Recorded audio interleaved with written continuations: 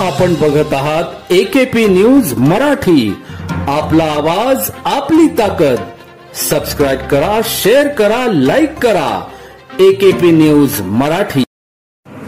नाशिक जिल्ह्यातील सिन्नर तालुक्यातील वावी पोलीस ठाणे हद्दीतील शहा या गावातील रहिवासी परवीन उर्फ भैया गोरक्षनाथ कांदळकर वय 27 हा नुकताच तडीपारीची शिक्षा भोगून घरी परत आला असता त्यास शनिवार रोजी 26 एप्रिल रोजी सकाळी 11 वाजेच्या सुमारास त्याच्या राहत्या घरात 12 ते 14 युवकांनी कोयता, कुऱ्हाड, लोखंडी रॉड, लाकडी दांड्याने मारहाण व वार करत गंभीर जखमी केले असता त्यास घरच्या लोकांनी सिन्नरच्या ग्रामीण रुग्णालयात उपचारासाठी दाखल केले असता उपचार दरम्यान प्रवीण उर्फ भैया गोरक्षनाथ कांदळकर याचा मृत्यू झाल्याने परिसरात एकच खळबळ उडाली।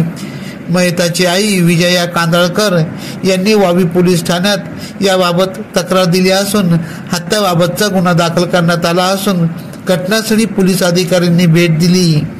आरोपींना शोधण्यासाठी पोलीस पथक रवाना झाले असून याबाबतचा पुढील तपास सहाय्यक पोलीस निरीक्षक गणेश शिंदे व पोलीस हवालदार शहाजी शिंदे करीत आहेत। AKP न्यूज साठी ब्युरो चीफ अनवर खान पठाण, नाशिक।